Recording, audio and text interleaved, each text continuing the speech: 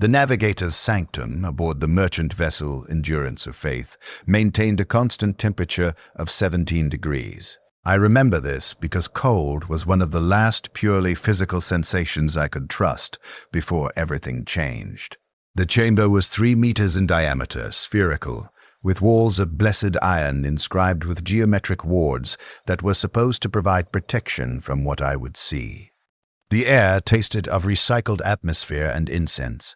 Specifically, Myrrh Variant 7 burned continuously to appease whatever they believed required appeasement.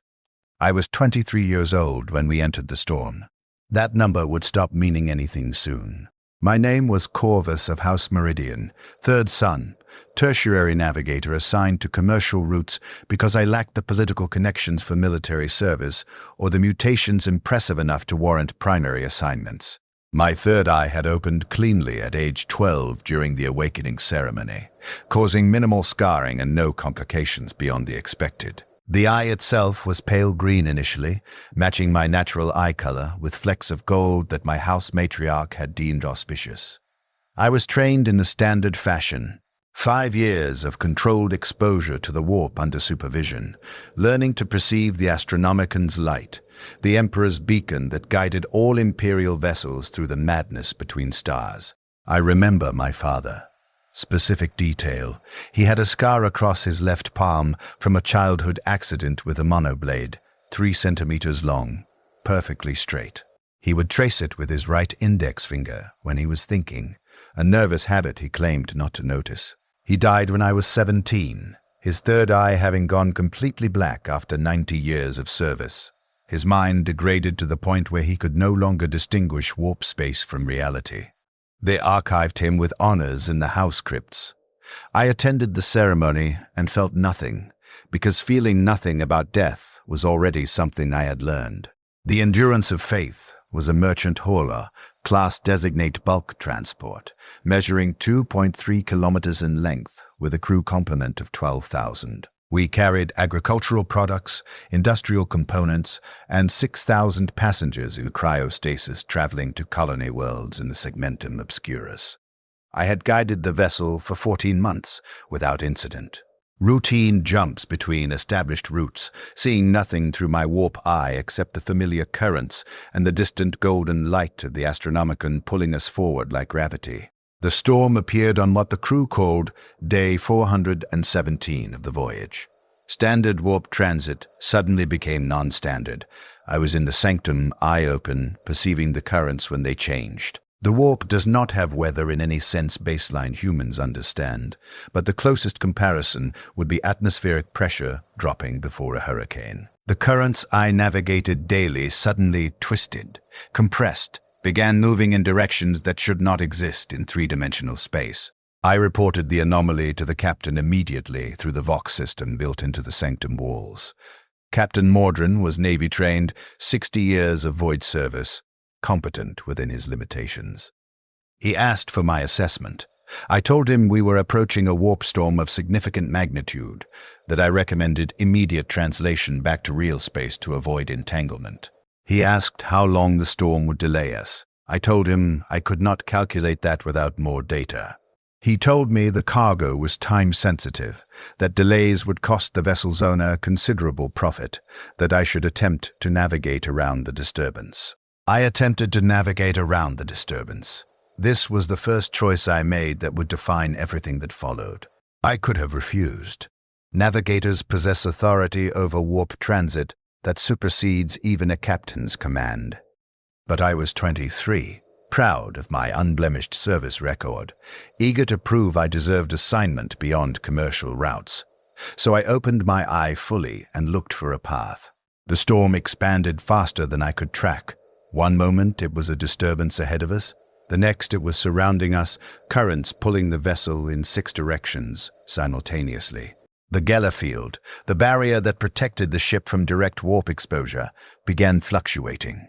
I felt it through my connection to the vessel, a rhythmic weakening that suggested structural failure was approaching.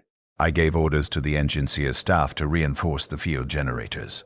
They complied, but the fluctuations continued. We were caught. The realization came slowly, like hypothermia, numbing awareness by degrees. I could no longer perceive the Astronomicon. The golden light that had been my constant reference point since age 12 had vanished, occluded by the storm's chaos. Navigation without the Astronomicon is possible theoretically, using secondary reference points and mathematical calculations, but it requires clear currents and stable conditions. We had neither. I made the second choice. I decided to keep the ship moving rather than allowing it to become static within the storm. Static vessels in the warp are vulnerable to things that notice them. Moving targets are harder to track, harder to target, harder to consume. So I kept us moving, picking directions that felt marginally less catastrophic than others, steering by instinct and training through chaos that made no sense. The first crew member died on day 19. Engineering section, Deck 7, Compartment 43. The Geller field had flickered for 0.3 seconds, allowing warp energy to bleed into real space. The man touched the contaminated bulkhead before anyone could warn him. His body transformed over the course of 4 hours, flesh restructuring into geometries that should not support life but did. He screamed until his throat restructured into something that could not produce sound. Then he continued screaming silently until the captain ordered him incinerated.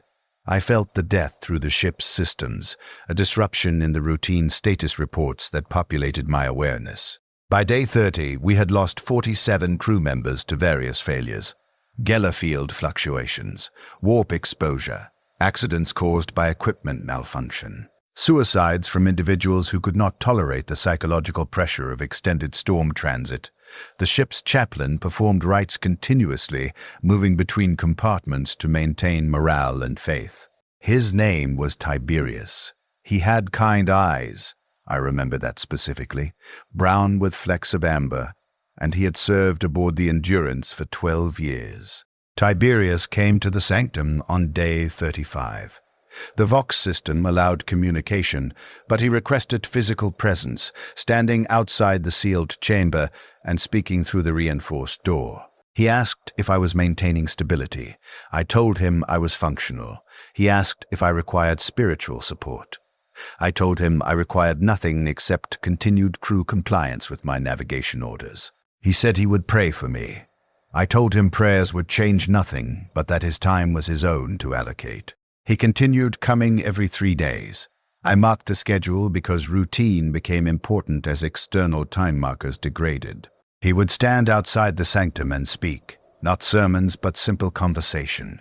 He told me about crew morale, about systems failures, about the small victories of maintaining order aboard a vessel trapped in warp hell. I listened because listening required no energy, and his voice was baseline human, uncontaminated by the sounds I heard through my warp eye. The storm did not improve. Days became weeks, became months, and the currents continued in patterns that suggested malign intelligence rather than random chaos. I kept the ship moving, kept us avoiding the worst concentrations of warp energy, kept the Geller field generators operating at maximum output. My eye remained open continuously. Closing it would mean losing orientation, losing the thread of awareness that kept us from drifting into regions where the ship would be torn apart by forces baseline physics could not describe. The eye began changing around day 90. The pale green iris darkened incrementally, taking on shadows that had not existed before. The flecks of gold faded, replaced by streaks of black that spread like cracks in glass. I observed the changes in the reflective surface I used for self-monitoring, a polished steel plate mounted inside the sanctum. The changes were expected. All navigators experienced warp-induced mutations with extended exposure, but the rate was accelerating beyond normal parameters. I reported the mutations to House Meridian through the long-range astropathic choir. The message required 6 weeks to transmit and receive response, time dilation between warp space and real space, making communication unpredictable. The House Matriarch's response was clinical. Continue navigation, maintain vessel integrity. Mutations are acceptable within operational parameters. Return when possible. The message contained no concern, no inquiry about my well-being, only operational requirements. By day 120, I understood we would not escape the storm quickly. The patterns I observed suggested we were not simply caught in a warp disturbance, but had entered a region of sustained chaos, possibly permanent, possibly spanning distances that would require years to traverse. I recalculated our timeline based on current velocity and storm density. Minimum estimate for escape, 3 years subjective time. Maximum estimate, incalculable. I reported these numbers to Captain Mordrin. He requested confirmation. I confirmed. He authorized transition to extended emergency protocols. Extended emergency protocols meant rationing, reduced crew complement through selective hibernation, conversion of all non-essential systems to minimal power. 12,000 crew became 6,000 active, with the remainder placed in suspension. The 6,000 passengers remained in cryostasis, unaware, unchanged, preserved while those of us awake continued aging. Tiberius asked me during one of his visits if I believed we would survive. I told him survival was probable if current conditions remained stable and no additional complications developed. He asked if I believed the Emperor would deliver us. I told him I navigated by the Astronomicon when it was available and by calculation when it was not. That belief changed nothing about the physics of warp transit. He said faith sustained him when calculation failed. I said calculation had not failed yet. He died on day 247. I marked the timestamp precisely because by then I had learned that precision was the only defense against the degradation I felt approaching. The Geller field had flickered again, longer duration this time, 1.7 seconds. Warp energy flooded Deck 12 where Tiberius was conducting services. 37 crew members were exposed. 36 transformed and were incinerated per protocol. Tiberius lasted longer. His faith apparently provided some resistance to the immediate effects. He remained human for 6 hours while his body slowly restructured. He spent those 6 hours praying, speaking catechisms from the Lectitio Divinitatis, maintaining consciousness through force of will. I monitored his vital signs through the ship's medical network, heart rate elevated to 190 beats per minute. Blood pressure spiking and dropping in patterns that suggested cardiovascular failure. Body temperature rising to 41 degrees as the transformation accelerated cellular metabolism. I watched the data populate my awareness and understood I was witnessing the dissolution of the only person aboard who had treated me as something other than a navigation tool. The captain ordered his execution before the transformation completed. Tiberius was terminated via directed lasgun fire to the cranium at hour 5 and 47 minutes. Immediate cessation of neural activity. Body incinerated per contamination protocols. I logged the death in my personal archive alongside the 47 others I had witnessed since day 19. Tiberius was different. The archive entry required additional notation. Primary bond, lost. Emotional impact, significant. I had not realized he mattered until he was gone. That was the nature of isolation. The sanctum separated me from the crew physically, and my function separated me psychologically. I existed as the ship's perception, the consciousness that stared into warp hell so others did not have to. Tiberius had penetrated that isolation through persistence and basic human kindness. Now he was ash in the incinerator, and I was alone again. The storm continued. Day 300, day 400, day 500. The numbers accumulated. My eye continued darkening. The green vanished entirely by day 400, replaced by solid black that reflected no light. The mutations spread beyond the eye. My skin paled to translucent white, veins visible beneath like mapping of circulatory systems. My hair fell out in patches, regrowing in patterns that suggested bilateral symmetry breaking down. My fingers elongated, joints becoming more pronounced, bones visible through thinning tissue. I reported each change to House Meridian through the astropathic choir. Response times increased as the storm's interference degraded communication. Messages that once took weeks began taking months. The House Matriarch's responses became shorter, more formulaic. Continue, endure, survive, return. She stopped using my name. I was designation Navigator 3, House Meridian, assigned vessel, endurance of faith, operational status, functional. The crew changed around me, not just through death but through replacement. Captain Mordran died of age-related cardiovascular failure on day 612. He was 73 subjective years old at death, having aged 13 years during our storm transit. His replacement was Commander Voss, former second officer, 40 years old at promotion, competent but lacking Mordran's experience. Voss treated me as a resource to be managed rather than a person to be consulted. I found this appropriate. I was becoming a resource. The transformation was psychological and physical both. I stopped sleeping on day 730. Sleep required closing my eye, and closing my eye meant losing perception of the currents. Every time I attempted rest, I felt the ship drift microscopically off course, felt the warp pressing against the Geller field with increased pressure. I learned to remain conscious continuously, my awareness splitting into parallel processes that monitored navigation, ship systems, and my own degradation simultaneously. Time became non-linear around day 900. I would experience sequences of events that seemed to span hours, then check the chronometer and discover only minutes had passed. Or the reverse, minutes that felt like seconds but consumed hours of objective time. The storm was affecting perception directly, bleeding through my warp eye into baseline consciousness, eroding the boundary between what I saw in the warp and what existed in real space. I began seeing things that were not present, shadows in the sanctum that moved independently of light sources, geometric patterns in the blessed iron walls that shifted when I was not looking directly at them, sounds that the Vox system did not transmit, but which I heard clearly, whispers in languages I did not know but somehow understood. I reported these phenomena to the ship's medical officer. He diagnosed warp-induced psychosis, expected given my continuous exposure duration, treatable only by cessation of exposure, which was not operationally viable. He prescribed psychotropic medications to manage symptoms. I refused them. Chemical alteration of consciousness could compromise navigation. I chose to endure clarity.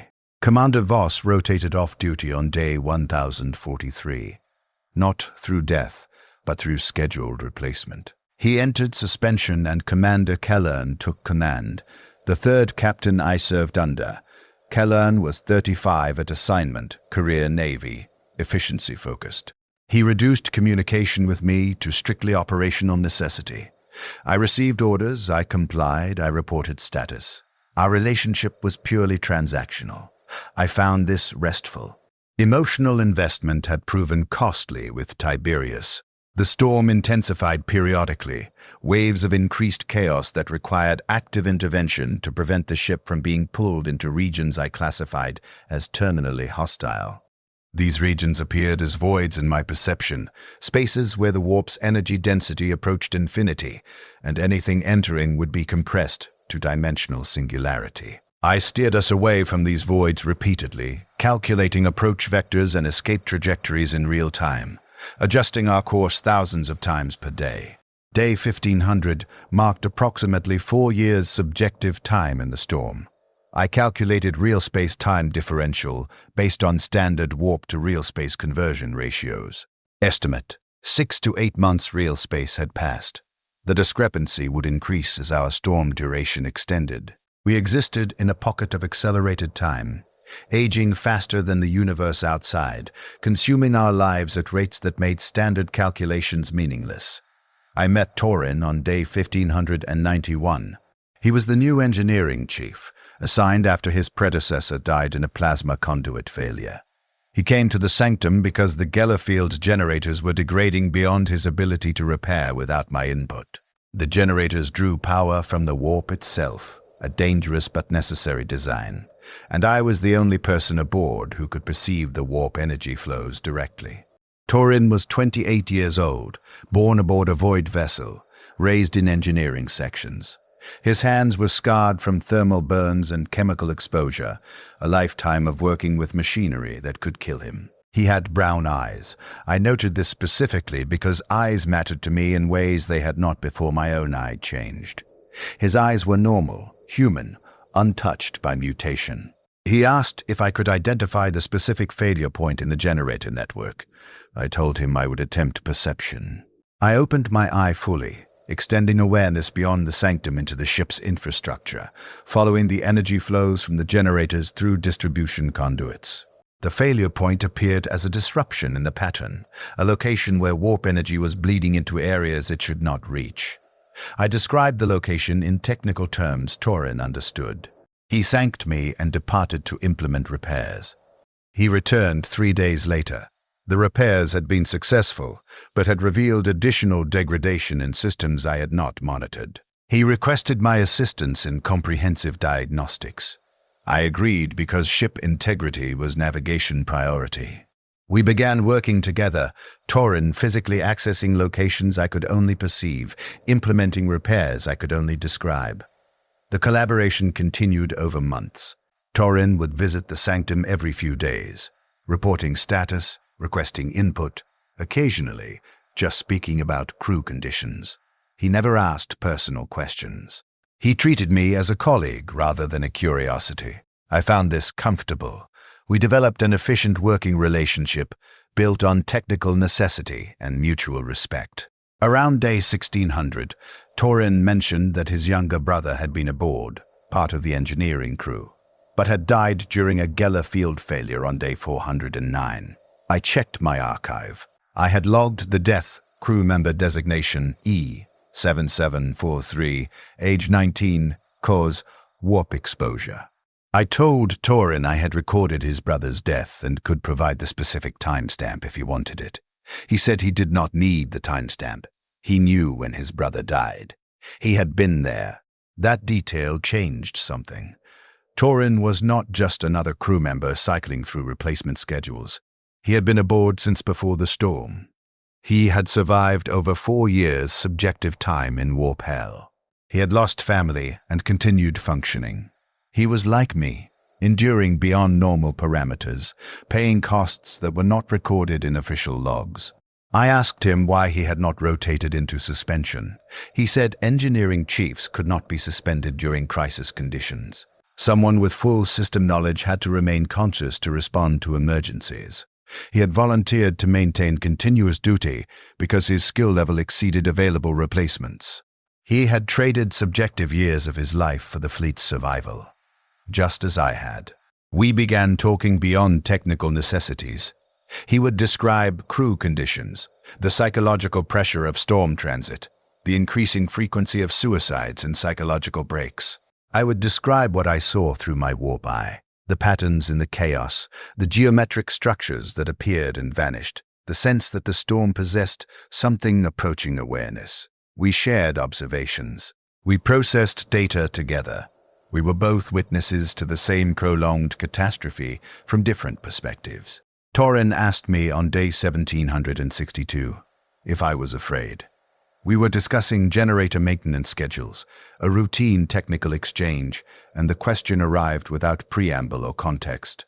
I considered the question carefully. Fear required anticipation of future harm. I existed in continuous present crisis. The harm was ongoing rather than anticipated. I told him I was not afraid. I was simply eroding. He said he understood that distinction. He said he dreamed about solid ground. Specific detail. He had never walked on a planet's surface, had been born in void, had spent his entire life aboard vessels where gravity was generated artificially and ground was deck plating. But he dreamed about standing on Earth, real soil, with open sky above instead of bulkheads. He said the dreams had increased in frequency as storm duration extended, as if his unconscious mind was attempting to escape to environments his conscious experience could not access. I told him I no longer dreamed. Sleep had become unnecessary around day 700, and dreams had faded with it. I experienced only continuous awareness, unbroken consciousness that persisted through all subjective time. He said that sounded like its own kind of hell. I agreed with his assessment. The storm shifted on day 2011, not improvement, but change in pattern. The chaotic currents I had navigated for over 5 years suddenly organized into what appeared as a vortex structure, energy rotating around a central axis I could not perceive clearly. Navigation became simultaneously easier and more dangerous. The organized pattern allowed predictable routing, but the central axis exerted pull that required constant correction to avoid. I calculated that if we were drawn into the vortex center, the ship would be subjected to forces that would overcome the Geller field and structural integrity both. I informed Commander Calern of the shift. He asked if this represented opportunity for escape. I told him the pattern suggested we were approaching the storm's edge, but that edge might be thousands of light-years distant in real space terms. He authorized continued navigation toward the perceived boundary. I complied. Torin's health declined noticeably around day 2100. He was 35 subjective years old, having aged 7 years during storm transit. The aging was accelerated beyond normal rates, a documented side effect of extended warp exposure even for baseline humans behind Geller fields. His hands trembled during delicate work.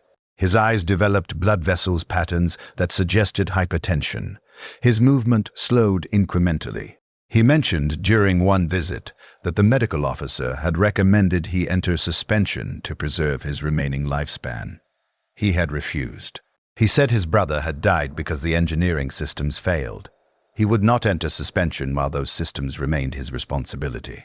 He would maintain them until we escaped or until he physically could not continue. I told him that was operationally logical but personally costly. He said some costs were worth paying. Day 300 marked approximately 6.3 years subjective time in the storm. My eye had gone completely black, no iris visible, no distinction between pupil and sclera. The mutations had spread across my entire body. My skin was translucent white, with blue veins visible in networked patterns. My hair had stopped regrowing, leaving me completely bald. My spine had begun curving in ways that suggested skeletal restructuring. I was becoming something not quite human, something optimized for warp perception at the cost of baseline physical form. I could no longer close my eye. The muscles controlling the third eyelid had atrophied or restructured. My warp perception was continuous, unfiltered, unceasing. I saw the storm every moment of every day without respite or relief. The currents, the patterns, the geometric impossibilities, the things that moved through the chaos that might have been daemons, or might have been my degrading consciousness projecting form onto formless energy. Commander Calern died on day 2417, heart attack during routine command duty. He was 48 subjective years old at death, having aged 13 years during his 3-year assignment. Commander Sethis assumed command, the 4th captain I served. Sethis was 41 at promotion, competent remote. He communicated through text transmission rather than vox, reducing interaction to pure data exchange. I found this acceptable. Language had become difficult. Translating perception into words required effort I could not always spare. Torin continued visiting. His health continued declining. By day 200-500, he moved with obvious pain, joints degraded by accelerated aging and chronic stress. He was 37 subjective years old, but appeared 60 by baseline aging markers. I told him he should enter suspension before permanent damage became terminal. He told me I should stop navigating before my consciousness dissolved. Neither of us complied with the other's recommendation. He asked me on day 2612 what I would do when we escaped. The question surprised me because I had stopped thinking in terms of escape. The storm had become my permanent environment. I existed to navigate it. Purpose beyond that had dissolved. I told him I had no plans. He said he wanted to walk on solid ground, to see natural sky, to feel wind that was not recycled atmosphere. He wanted to retire, to live the years he had left without machinery screaming in his ears. I told him those were reasonable goals. He said they were probably impossible. Service contracts would reassign him immediately to another vessel.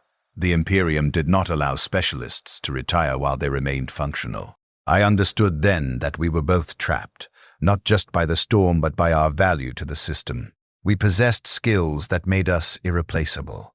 We would be utilized until we broke. Then we would be discarded. The realization was not bitter. It was simply factual. We were resources. Resources get consumed. Day 3000. Approximately 8.2 years subjective.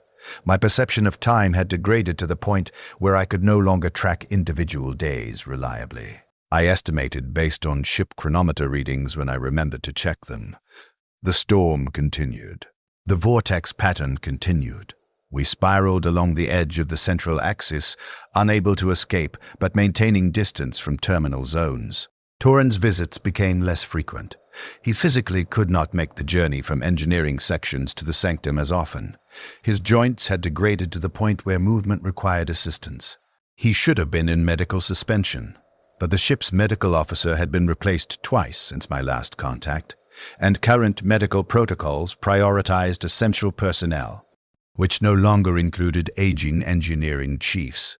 He came to the sanctum on day 3207.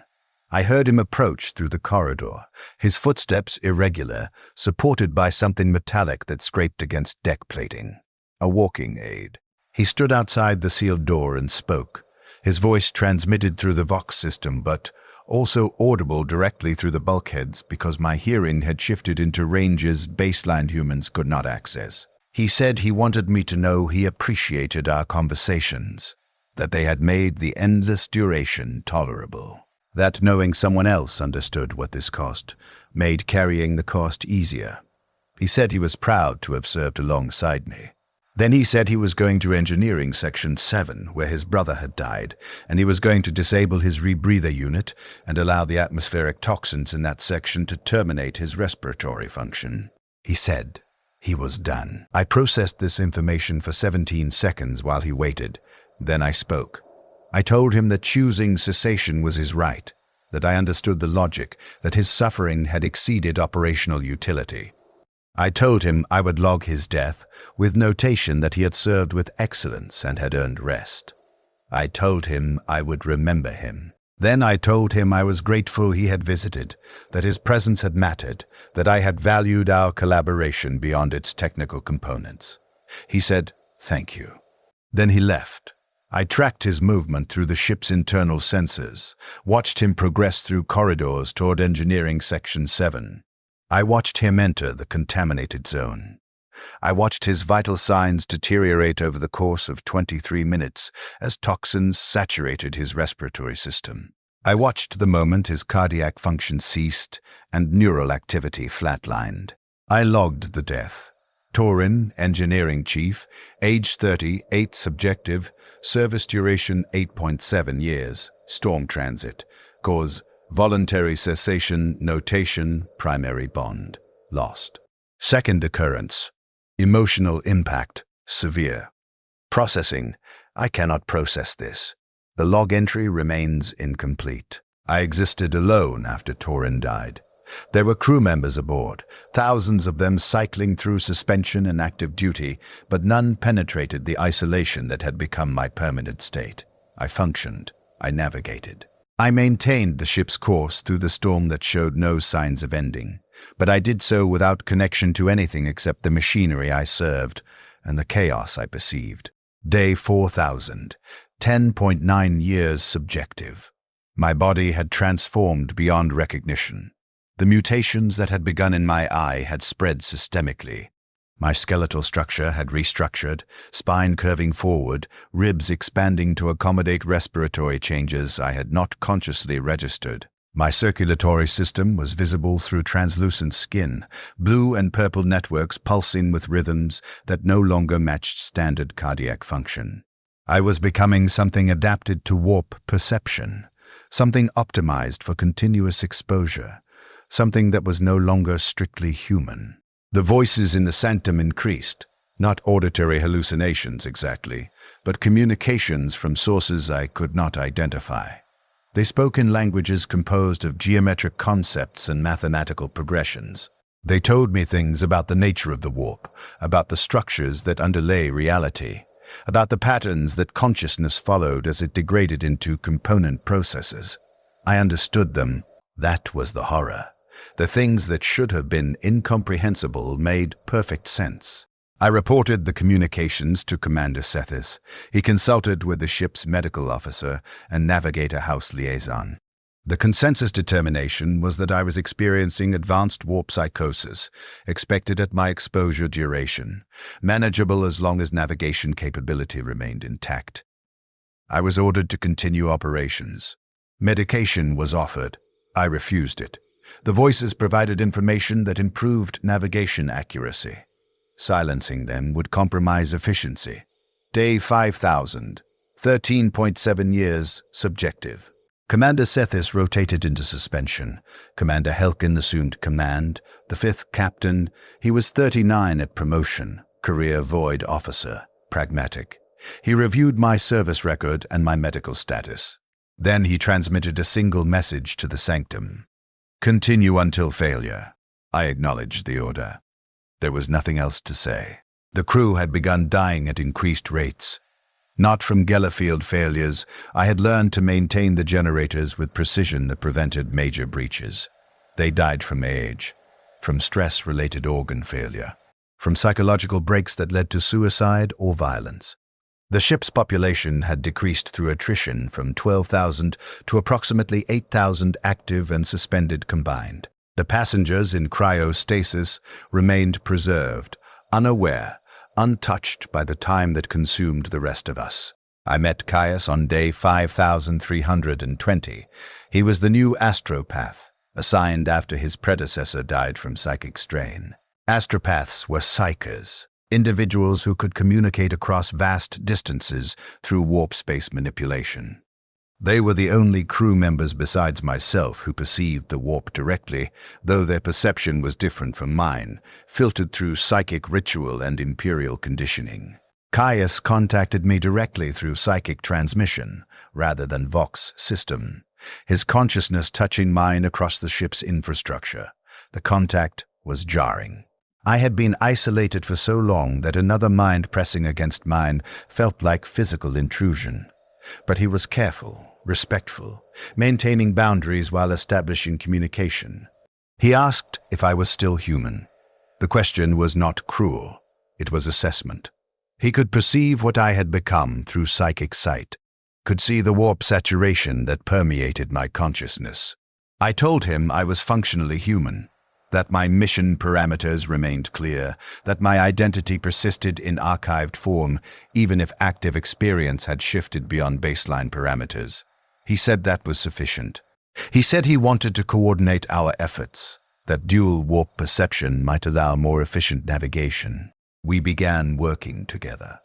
Caius would perceive the storm through psychic channels, and I would perceive it through Navigator sight, and we would compare observations to refine course corrections.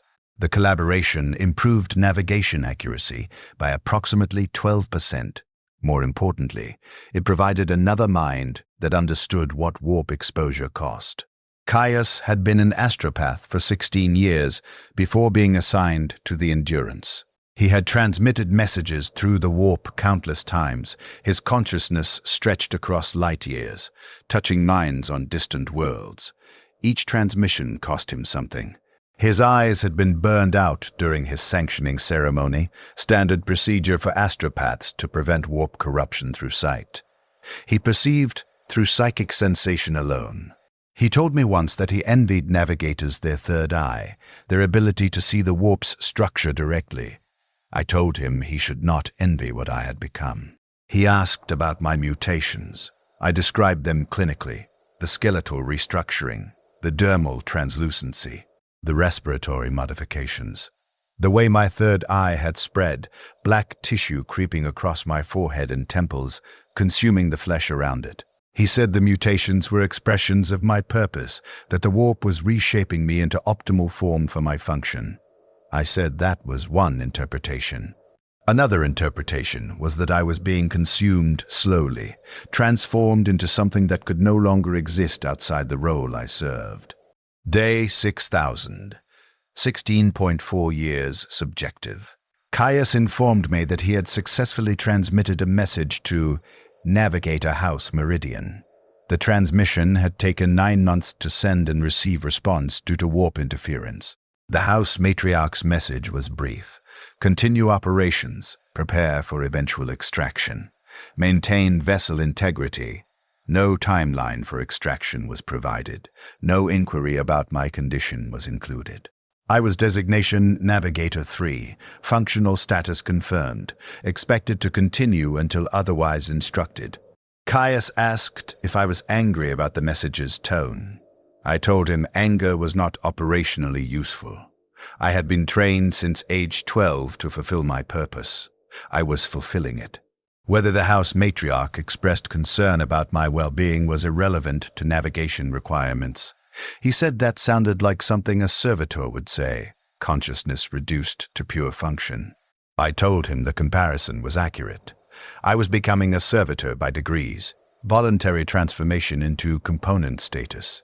He said there was a difference. Servitors did not choose. They were created through lobotomy and augmentation, their consciousness erased and replaced with programming. I had chosen repeatedly to continue, to navigate, to endure. That choice meant I retained agency even within systemic constraints. I told him agency without freedom was philosophical distinction without practical difference. He disagreed. He said the choice itself was the only thing that remained human about us, that as long as we could still choose, even if all choices led to the same outcome, we were not yet machines. I considered this argument extensively over the following weeks. Caius was correct that I had made choices. I had chosen to attempt navigation around the storm initially. I had chosen to keep the ship moving rather than allowing it to go static. I had chosen to refuse medications that might have preserved my sanity at the cost of navigation efficiency. I had chosen to continue after Tiberius died, after Taurin died, after my body transformed beyond human baseline. Each choice had led deeper into the role that was consuming me, but they had been choices nonetheless. Day 7000, 19.2 years subjective. The storm began showing signs of structure beyond the vortex pattern.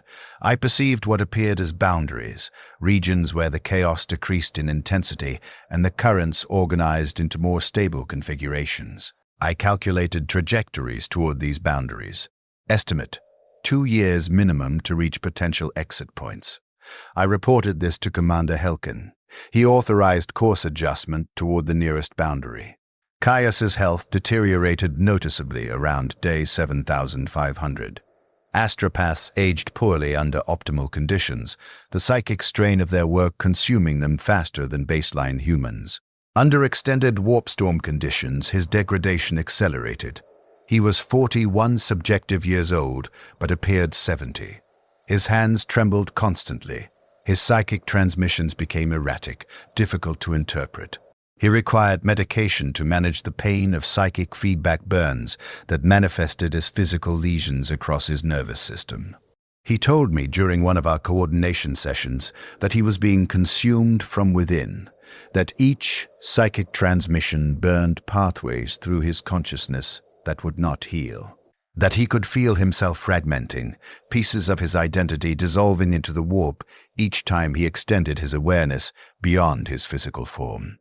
He said he was becoming distributed process, consciousness spreading across warp space in ways that meant he would not survive long-term even if we escaped the storm. I told him I understood. My own consciousness had been distributing, spreading into the ship's systems, into the warp itself, into regions that made the boundary between self and environment increasingly unclear.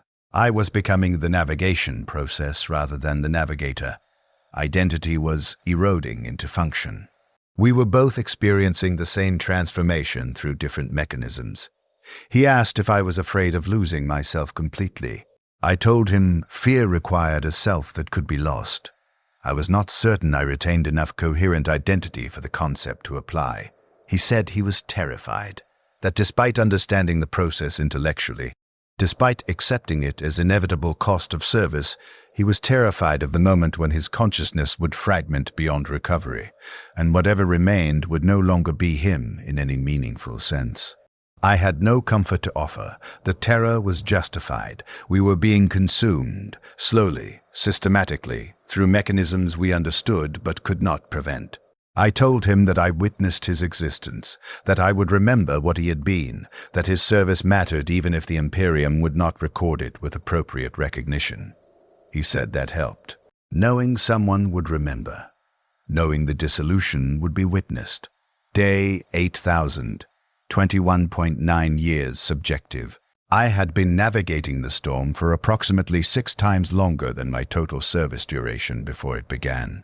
My entire adult life had been consumed by this single extended crisis. The person I had been at age 23 no longer existed in any recoverable form. The mutations, the warp exposure, the isolation, the continuous perception of chaos had transformed me systemically. I was Navigator 3, designation and function. Nothing else remained. Caius died on day 8412. Psychic cascade failure. His consciousness fragmented during the routine transmission attempt, pieces of his identity scattered across warp space, unable to reintegrate into coherent whole. His physical body survived for 17 hours after the fragmentation, brain activity continuing in patterns that suggested awareness without unity. The medical officer declared him unsalvageable. Termination was authorized. Last round to the cranium. Immediate cessation. I felt his death through our psychic connection. The moment his consciousness fragmented, I experienced the dissolution directly, each piece of his identity separating and drifting into the warp's currents. Then the termination, sudden silence where his mind had existed. I logged the death. Caius, astropath, age 43, subjective service duration 3.3 years aboard Endurance. Cause, psychic cascade failure. Notation, primary bond, lost. Third occurrence, emotional impact. I cannot quantify this anymore. The capacity for emotional processing has degraded beyond functional parameters. I existed alone again. There were crew members, there were commanders who transmitted orders, there were systems that required maintenance, but no consciousness touched mine with understanding. No voice penetrated the isolation that had become absolute. I was alone inside the sanctum. Inside my transforming body, inside the chaos I navigated continuously, alone in ways that made physical isolation seem trivial by comparison. Day 9000, 24.7 years subjective. I perceived the storm's boundary clearly for the first time. It appeared as a transition zone, where chaotic currents organized into stable configurations that suggested normal warp space beyond. Distance to boundary. Estimated 800 light-years subjective, 12 to 18 months navigation time. I transmitted this information to Commander Helkin. He authorized maximum sustainable speed toward the boundary. The crew's morale improved with news of potential escape. Messages transmitted through the ship's Vox systems carried hope that had been absent for years. Crew members who had been suspended began waking on rotational schedules, preparing for transition back to normal operations. The Endurance of Faith, vessel that had been trapped for 24 years subjective in warp hell, was approaching salvation. I felt nothing about this. The boundary represented navigation, objective completion, operational success, mission parameters fulfilled. Whether this constituted positive outcome for me personally was a question I could not process meaningfully. I had no existence outside navigation. Escape meant return to House Meridian, to assignment aboard another vessel, to continued service until final breakdown. The storm was my environment. Leaving it simply meant entering different environment with different operational requirements. Day 9731. We reached the boundary. The transition was observable through my warp eye. As the chaotic currents suddenly organized, the geometric impossibilities resolving into normal warp space configurations. The Astronomicon became visible again, distant golden light that I had not perceived in over 26 years, subjective. I oriented toward it, adjusting our course to align with the Emperor's beacon, following the light toward real space translation coordinates. Commander Helkin ordered full system diagnostics before translation. The ship had been operating under emergency protocols for over 2 decades subjective. Failures were discovered across every major system. The Geller field generators required complete replacement. The warp engines needed extensive maintenance. Life support systems were degraded to 40% efficiency. The hull showed stress fractures in 17 critical locations. The Endurance had survived, but barely. Repairs required 6 weeks while we drifted in stable warp space just beyond the storm's boundary. I maintained minimal navigation, keeping us positioned safely while engineering crews worked continuously. The crew complement had decreased to approximately 5,000, half through deaths, half through resource conservation requiring extended suspension. 7,000 passengers remained in cryostasis, preserved, unchanged. I was informed that real space communication had been re-established. Messages transmitted to and from Imperial authorities, confirming our identity, reporting our survival, coordinating extraction procedures. Navigator House Meridian transmitted acknowledgement of my continued function and orders to guide the vessel to the nearest Imperial port for decommissioning and crew transfer. Day 9803, 26.8 years subjective. Translation to real space authorized. I guided the Endurance through the final approach, navigating from warp space to real space with precision that years of practice had refined. The transition completed smoothly. We existed again in normal space-time, in a universe that followed physics baseline humans understood. The first reports from real space chronometer readings indicated date and time that made no sense relative to my calculations. I had estimated approximately 8 to 10 years real space had passed during our storm transit. The actual duration was 2.1 years. We had aged 26.8 years subjective, while the universe outside aged 2 years. The temporal differential was more extreme than any recorded Navigator experience. We had existed in a pocket of accelerated time that had consumed us at rates 13 times normal. I processed this information without emotional response. Numbers were numbers. That we had suffered more than the universe outside did not change that we had suffered. That our sacrifice was disproportionate to objective time passage did not reduce its weight. We had paid what we paid. The universe's accounting was irrelevant. Commander Helkin transmitted the final navigation order. Proceed to orbital docking at Port Sanctum, Imperial Navy facility in the Cyclos system. Estimated approach time, 6 hours. I acknowledged and compiled 6 hours of normal navigation after 26.8 years of storm transit. The contrast was absurd. The docking procedure completed without incident. Magnetic clamps secured the Endurance to port infrastructure. Atmospheric seals engaged.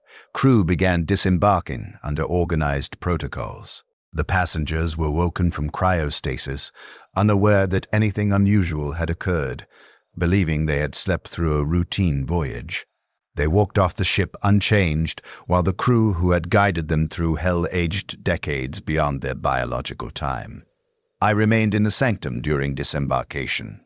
I had not physically left the chamber in 26.8 years. My body had transformed to the point where mobility was uncertain. Navigator House Meridian transmitted instructions to remain in position until extraction team arrived to facilitate my removal. I waited. Waiting was function I had perfected. The extraction team arrived 6 hours after docking. Medical personnel, Navigator House representatives, Mechanicus specialists. They entered the sanctum wearing sealed environment suits, protection against potential warp contamination. They surrounded me with scanning equipment, taking biological readings, documenting the mutations, recording the extent of transformation. One of the Navigator House representatives spoke. He identified himself as Cornelius of House Meridian, Senior Navigator and Assessment Specialist. He told me I had fulfilled my duty with excellence, that I had saved the Endurance and all aboard through skill and endurance beyond normal parameters, that House Meridian was proud of my service. Then he told me I was being retired from active navigation duties, effective immediately. I processed this statement for several seconds before requesting clarification. He clarified. My mutations had progressed beyond acceptable parameters for continued service. My psychological profile indicated severe warp psychosis requiring treatment. My physical condition necessitated extensive medical intervention. I was being transferred to House Meridian medical facilities for evaluation, stabilization, and retirement processing. I asked what retirement meant. He said it meant I would receive appropriate medical care, comfortable accommodation within house facilities, and pension allocation commensurate with my service duration. I would not navigate again. I would not serve aboard vessels. I was being decommissioned. I told him I was functional, that my navigation capability remained intact despite mutations, that I could continue operations. He said my functionality was not in question. My sustainability was the issue. Continued warp exposure would complete my transformation into something that could not exist outside specialized containment. The House could not justify that cost when other navigators were available for assignment.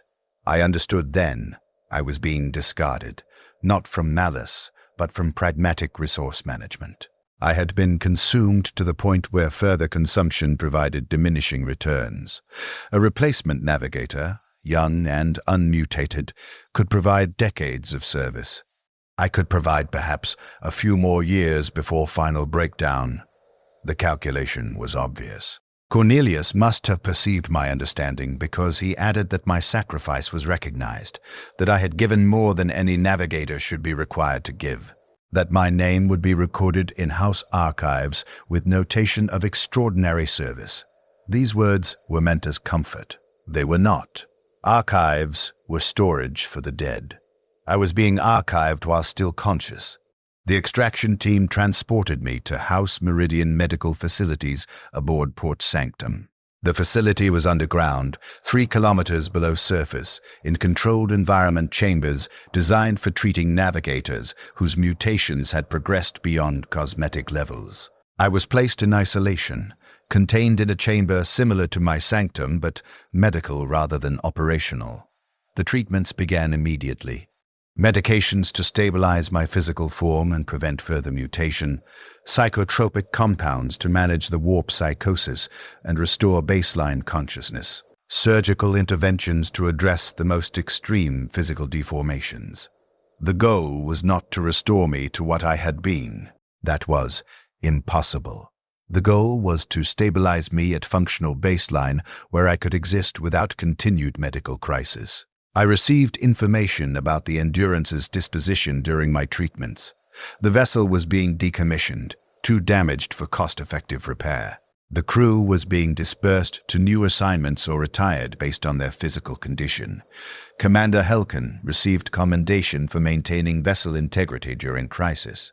The passengers filed complaints about voyage duration, but were compensated with reduced rates on future transport. The official record noted the storm transit as navigation hazard successfully overcome through proper Imperial procedure. My name appeared in the record as navigator assigned, service completed satisfactorily. No mention of 26.8 years. No mention of the mutations, or the psychological cost, or the 3 primary bonds I had lost to the storm. I was data point in casualty reports. 1 navigator returned functional but damaged, acceptable loss ratio for crisis navigation. I existed in the medical facility for approximately 3 months real space while the treatments progressed.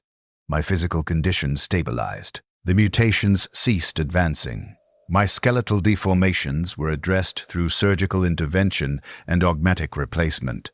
My dermotranslucency was treated with synthetic skin grafts that provided opacity without restoring normal flesh tone.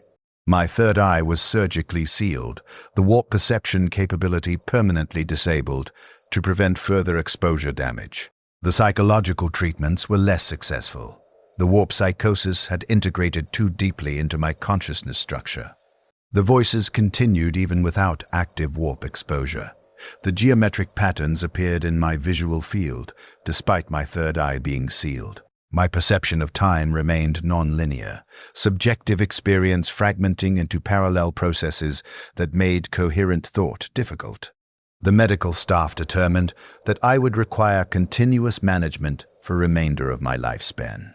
I was classified as permanently disabled, unable to return to service, eligible for retirement pension and long-term care placement. I was 50.1 years old chronologically, but 74.9 years old subjectively. My body reflected the subjective age. I appeared elderly, degraded, used beyond design tolerances. I was Navigator 3 who had given 40 years to save 12,000 lives and been given nothing in return except documentation of service completed. I asked about special recognition. Cornelius visited to inform me that House Meridian had reviewed my case and determined that while my service was exemplary, it did not merit exceptional honors. Storm navigation was expected navigator function. That I had performed it for extended duration was result of circumstances rather than extraordinary capability. Other navigators had served longer cumulative durations across multiple voyages. My single extended voyage was statistically unusual but not unprecedented. I understood. The system that had consumed me could not acknowledge the consumption without acknowledging the cost it imposed on all who served. If my 40 years of subjective suffering merited special recognition, then the system would need to recognize all suffering it caused, all the decades stolen from navigators who stared into warp hell so the Imperium could maintain interstellar travel. That recognition would be admission of systemic abuse. The Imperium could not admit what it was. So I received standard recognition and standard retirement and was expected to be grateful for both. I was transferred to House Meridian Retirement Facility on Terra after medical stabilization completed. The facility housed 47 retired navigators in various stages of degradation. Some were elderly by natural aging. Some were mutated beyond human recognition. Some were psychological fragments, consciousness damaged by warp exposure to the point where identity no longer persisted coherently. I was placed among them, given comfortable quarters, provided care, and left to exist. I exist now. Present tense, continuous state. I am 74.9 years old subjectively, 50.1 years old chronologically. My body is elderly and augmented. My mind is fractured and maintained through chemical intervention. My third eye is sealed, but I still perceive patterns that should not exist. The voices still speak in geometric languages. Time still fragments into parallel streams that make sequential thought difficult. I gave 40 years of subjective existence to navigate the endurance of faith through a warp storm. I aged 40 years in 2 years real space. I saved 12,000 lives, delivered 6,000 passengers to their destinations, preserved imperial cargo worth billions of thrones. I lost 3 primary bonds. Lost my human form, lost my sanity, lost any possibility of life beyond the function I served. The Imperium classified this as expected service, documented it in standard reports, and moved on to processing the next navigator who would give their existence to maintain the machinery of interstellar travel. I received pension and medical care and comfortable containment. I was discarded efficiently, processed through retirement systems designed to manage navigator degradation with minimum resource expenditure. I understand now what I am, what all navigators are. We are consumable resources. Our mutation makes us valuable. Our value makes us exploitable. We are raised from childhood to accept that warp exposure will destroy us, trained to believe that our sacrifice serves the Emperor's will, indoctrinated to consider our degradation as holy purpose. And we serve, and we suffer, and we are discarded when we break. And the system continues because there are always more navigators being born, more third eyes opening, more children being trained to stare into hell so the Imperium can maintain its machinery. Tiberius believed the Emperor protected. He died transformed by warp exposure while conducting services. Taurin believed his skill made him irreplaceable. He died broken and aged beyond natural years. Caius believed consciousness was resilient. He fragmented into scattered pieces across warp space. I believed my duty mattered. I was correct. My duty mattered to the system that consumed me. I did not matter. I never mattered. Only my function mattered. This is what the Imperium is. This is what it does. It identifies individuals with capabilities it requires. It trains them from childhood to accept exploitation as purpose. It consumes them systemically until they break. Then it discards them with minimum recognition and moves on to the next generation of victims who will serve and suffer and believe their sacrifice means something beyond the perpetuation of machinery that grinds through. Billions of lives without pause or conscience. I exist now in comfortable quarters on Terra, provided care and pension, documented as service completed. I am component that has been removed from operational use, stored in appropriate facility, maintained at minimum necessary level. I am Navigator 3, retired, aged 74.9 years subjectively through storm transit that lasted 2.1 years real space, transformed beyond human baseline by warp exposure that was required for mission success. Discarded because continued utilization would cost more than replacement acquisition. This is my testimony. This is what happens when a navigator guides a fleet through a warp storm that lasts 40 years subjective time. I gave everything. I received pension and retirement. The fleet survived. I am destroyed. The system considered this acceptable outcome. Optimal resource utilization. Expected casualty ratio, standard operating procedure. I return to the cold, 17 degrees in the sanctum where this began. I remember temperature because it was physical sensation untouched by warp exposure. I remember Tiberius's kind eyes. I remember Tauren's scarred hands. I remember Caius's psychic voice touching mine across the ship's infrastructure. I remember being 23 years old and believing my service would matter beyond consumption. The cold remains. The memories remain. The voices remain. The geometric patterns remain. I remain, fragment of what I was, testament to what the Imperium costs. I exist. I testify. My name was Corvus of House Meridian. I navigated the endurance of faith through warp hell for 40 years, so 12,000 lives could be saved. I succeeded. I was destroyed. The system continues. There are always more navigators. The machinery requires constant fuel. I was fuel. I was consumed. This is the only truth that matters. The Emperor does not protect. He requires. The Imperium does not honor. It utilizes. Service does not matter beyond the function it serves. I gave 40 years. The universe aged 2 years. My sacrifice was calculated as acceptable loss. I was discarded efficiently. This is expected. This is normal. This is what the Imperium is. I exist now as processed component, archived consciousness, documented casualty. My testimony is complete. Record it or discard it as resource management determines. The result is the same. The machinery continues. The next navigator is already being trained. The cycle self-perpetuates. I am finished.